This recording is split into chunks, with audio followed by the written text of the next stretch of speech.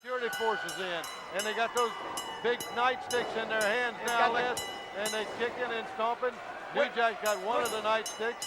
Morton in there by himself, being clobbered now with a posse. He's got a blackjack. Mustafa, they got those. They continue to go at it, Les. Where have you seen this before? Where have you seen a scene like this before, Bob? 2 wrongs don't make a right, but it damn sure make us equal. Rock and Roll Express, we setting the tone for what's gonna happen in the days to come if you make it that far. I'm a bad man. I'm the only bad man. And this is just the beginning. This is the beginning of a whole lot of lumps upside the head, you understand? This is the beginning of a whole lot of trips to the hospital. This is the beginning of you seeing what messing with somebody from South Central would happen to you. Rock and roll, keep this in mind. We the wrong niggas to mess with, Daddy. The wrong niggas, and don't you ever forget it. In the mid-1990s, the wrestling world witnessed the inception of one of the most intense and polarizing feuds in the history of Smoky Mountain Wrestling. When the beloved tag team, the Rock and Roll Express, crossed paths with the volatile and confrontational duo known as the Gangstas, what followed was more than just another wrestling rivalry. Fueled by racial tension, incendiary promos, and chaotic brawls that often spilled beyond the ring, the feud quickly became one of the most explosive and controversial storylines of the 1990s. Just a few years earlier, the United States had been shaken by the Rodney King beating and the unrest that followed the verdict in the 1992 Los Angeles riots. Conversations about race and violence dominated the national conversation, and those tensions inevitably seeped into popular culture. Professional wrestling, which has long drawn upon real-world issues to create compelling drama, proved no exception. In many ways, the feud between the Gangstas and the Rock and Roll Express became a reflection of the turbulent cultural climate of the era, transforming a wrestling storyline into one of the most unforgettable and controversial rivalries of the decade.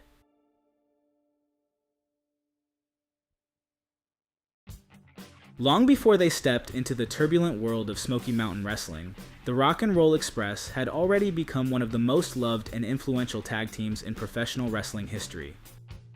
Comprised of Ricky Morton and Robert Gibson, the duo rose to prominence during the territorial era of wrestling in the 1980s, captivating audiences with their high-energy style, underdog storytelling, and a charisma that made them instant fan favorites. The team was officially formed in 1983 in Mid-South Wrestling under the promotion of legendary booker Bill Watts. At a time when tag team wrestling was a centerpiece of the sport, Morton and Gibson quickly stood out. Their look was youthful and rebellious, inspired by the rock and roll culture of the era, with flowing hair, flashy jackets, and a swagger that resonated with younger fans. But beyond their appearance, it was their in-ring storytelling that truly set them apart.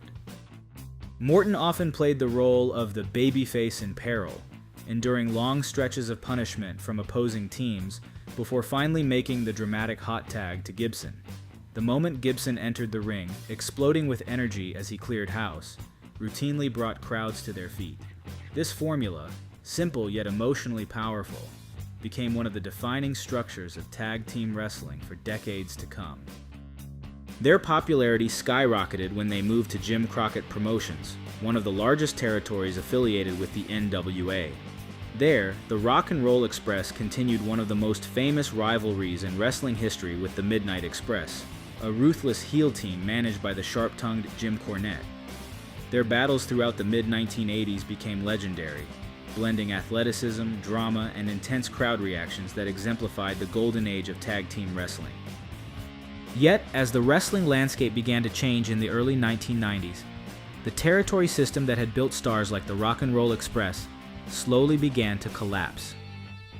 National television expansion, corporate consolidation, and the rise of larger promotions altered the industry dramatically. It was within this shifting environment that Smoky Mountain Wrestling, founded by Jim Cornette in 1991, attempted to revive the spirit of old-school Southern wrestling. The promotion emphasized traditional storytelling, regional audiences, and intense rivalries reminiscent of the territory days.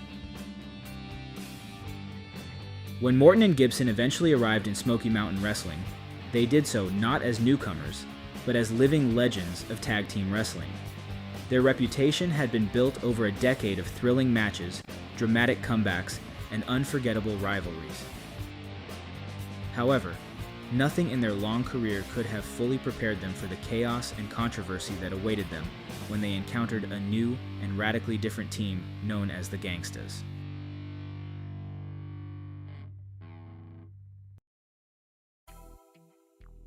The team known as the Gangstas embodied a far more confrontational and chaotic presence than the Rock and Roll. The group's central figure was New Jack, born Jerome Young. Young trained under veteran wrestler Ray Candy before making his professional debut in 1992 in the Memphis territory.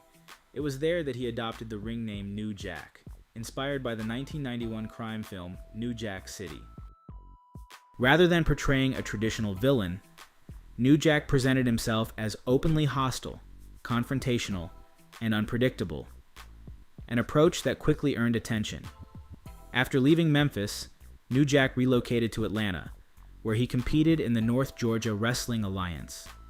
In early 1994, New Jack formed a partnership with Mustafa Saed, a former enhancement talent who had appeared in WCW.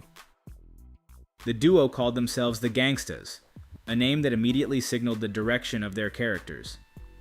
They briefly captured the North Georgia Tag Team Championships in July 1994, but vacated the titles soon afterward when they left the territory. Even in those early appearances, however, their style had already begun to distinguish them from traditional tag teams. They entered to aggressive rap music and carried themselves with an air of defiance.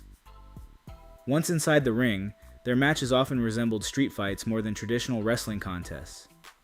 Instead of focusing on holds and technique, they relied on brawling, intimidation, and chaos. At the center of it all was New Jack, who served as the vocal leader of the team. His promos were blunt, inflammatory, and often politically charged, making him one of the most unpredictable talkers in the industry.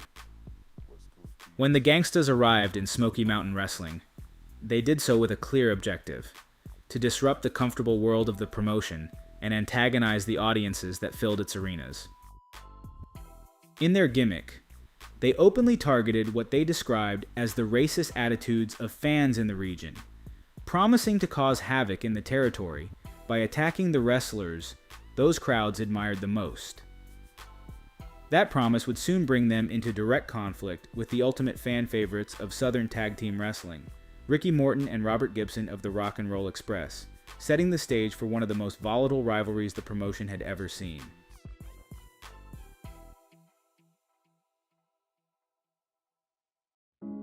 To fully understand the reaction to the Gangstas in Smoky Mountain Wrestling, it is important to consider the broader cultural climate of the United States during the early to mid-1990s. The country was still grappling with intense racial tensions that had dominated national headlines only a few years earlier. In March of 1991, Rodney King, an African-American motorist in Los Angeles, was brutally beaten by several police officers during a traffic stop. The incident, captured on a home video camera and broadcast repeatedly on national television, shocked the country and sparked widespread outrage. When the officers involved were acquitted in April 1992, the verdict ignited the 1992 Los Angeles riots, one of the most destructive periods of civil unrest in modern American history. For several days, large parts of Los Angeles descended into chaos as protests, riots, and confrontations with police unfolded. The images of burning buildings, violent clashes, and widespread anger became defining moments of the decade, leaving a lasting impression on the national consciousness. It was against this backdrop that characters like New Jack and Mustafa arrived in Smoky Mountain Wrestling as the Gangstas. Their aggressive and confrontational persona were not created in a vacuum. Rather, they reflected many of the real-world tensions that audiences were already seeing play out across the country. Upon their arrival in Smoky Mountain Wrestling on July 23, 1994, the Gangstas wasted little time establishing themselves as a dangerous new force in the promotion. Their presence was immediately felt when they interfered in a match involving the Rock and Roll. For the next several weeks, New Jack repeatedly accused the Rock and Roll Express of avoiding them. According to the Gangstas, the Express knew they could not survive a true fight. New Jack insisted that they did not want a traditional tag team contest governed by wrestling rules. Instead, they demanded a street fight, something he claimed they were far more familiar with from their lives on the streets of Los Angeles. The two teams finally met in a standard tag team match. The experience and teamwork of Morton and Gibson ultimately proved too much for the challengers, and the Gangstas suffered defeat. However, the loss only escalated their hostility. What followed would transform the rivalry into one of the most controversial storylines in Smoky Mountain Wrestling history.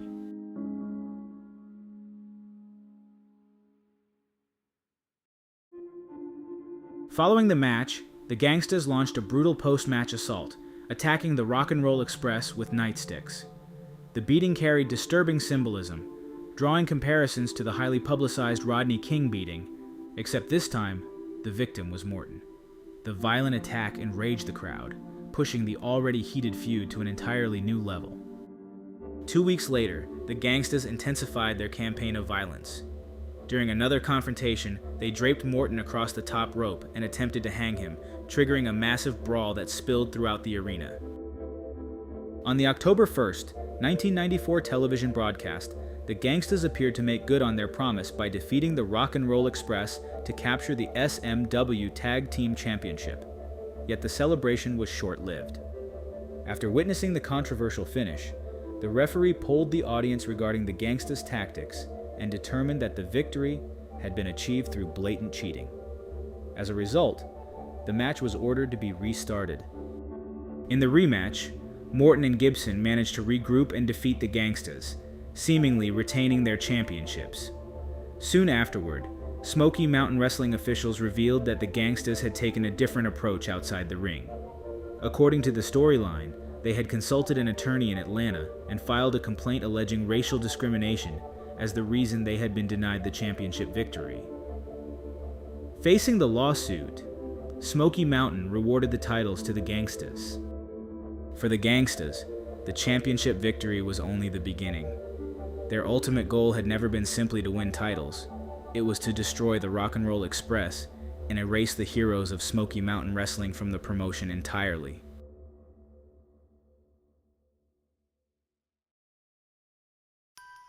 The rivalry took another unexpected turn on November 26, 1994, when Jim Cornett attempted to insert himself into the conflict.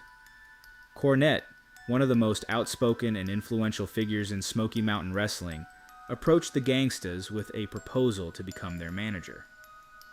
For nearly a decade, he had been obsessed with destroying the Rock and Roll Express, dating back to his legendary rivalry with them during the 1980s. However, the offer was quickly rejected.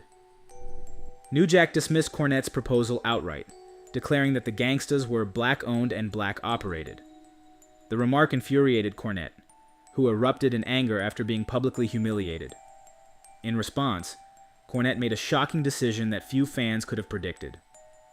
Instead of continuing his war against them, he aligned himself with their longtime enemies, the Rock and Roll Express.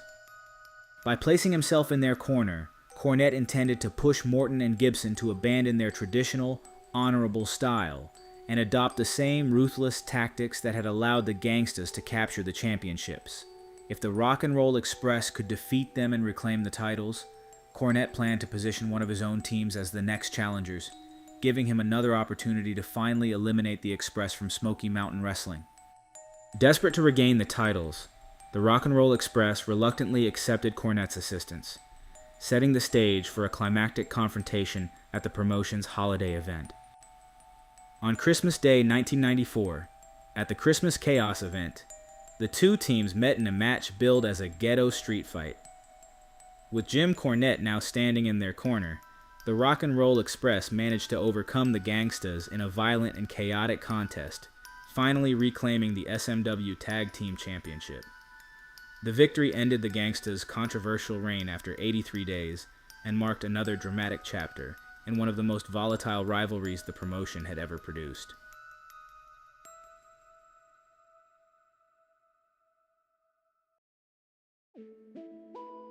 Despite the intensity of their rivalry with the Rock and Roll Express, the time of the Gangstas and Smoky Mountain Wrestling would prove relatively brief. After several more months in the promotion, New Jack and Mustafa departed the territory in June of 1995. Though their run in Smoky Mountain Wrestling lasted less than a year, they made an impact. The Gangstas soon resurfaced in Extreme Championship Wrestling, where their violent style and confrontational personas fit perfectly within the promotion's gritty, rebellious atmosphere. In ECW, the team would reach an entirely new level of notoriety, becoming one of the most feared and talked about acts in the company. While their time in Smoky Mountain Wrestling was short, it served as the proving ground that introduced the Gangstas to a wider audience and laid the foundation for the legendary reputation they would later build in ECW. In the end, the feud between the Rock and Roll Express and the Gangstas became far more than a simple tag team rivalry in Smoky Mountain Wrestling. It represented a clash between two very different eras and philosophies of professional wrestling. The Rock and Roll Express embodied the traditional values of the territorial wrestling system, charismatic fan favorites who won crowds over with heart, teamwork, and perseverance. The Gangstas, on the other hand, represented a new and confrontational style that blurred the line between performance and reality, something more extreme. Today, the feud stands as one of the most controversial and memorable rivalries in Smoky Mountain Wrestling history. For the Rock and Roll Express, it was another chapter in a career built on overcoming overwhelming odds. For the Gangstas, it was the launching point that would soon lead them to greater notoriety in Extreme Championship Wrestling. Together, the two teams produced a feud that remains a powerful example of how professional wrestling, at its most effective, can capture the emotions and conflicts of the world outside the ring.